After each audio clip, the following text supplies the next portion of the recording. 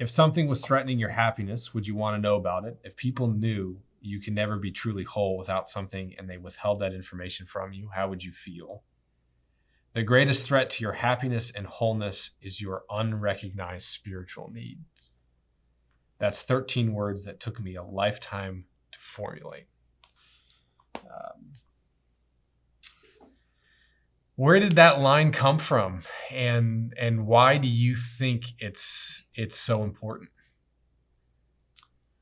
I've obviously spent a lot of time, thinking about human happiness, writing about happiness, exploring, what great thinkers believe to be the key to happiness.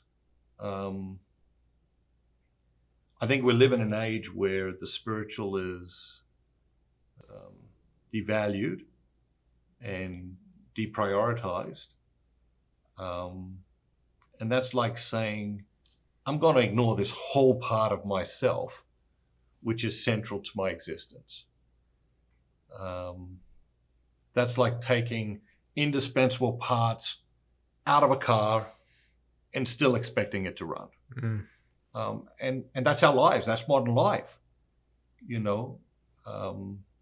When we extract spirituality and put it on the shelf as something that doesn't matter, or I think for many people today,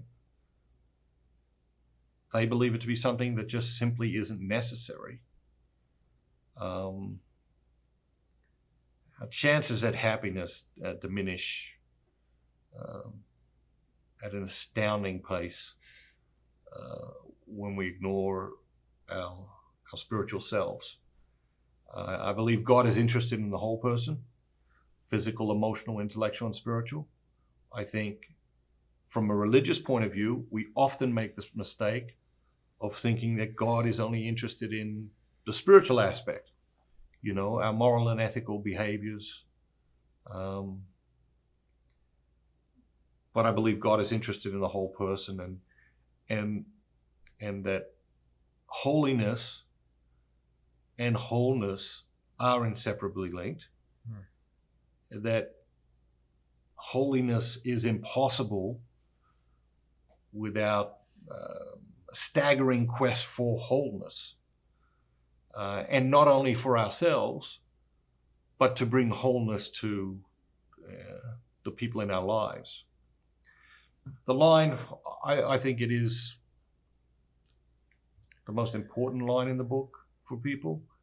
But I've thought that about other lines in books, and people read straight through them and decide some other line is more important.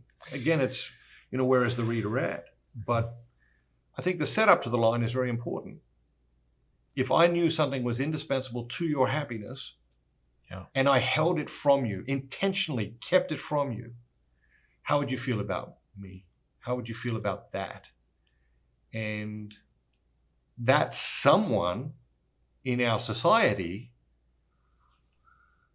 are the creators of content, are the creators of, different technologies, are the creators of different laws. And all the time, they prevent people from recognizing their spiritual needs. Wow, you made it to the end. I knew somebody would.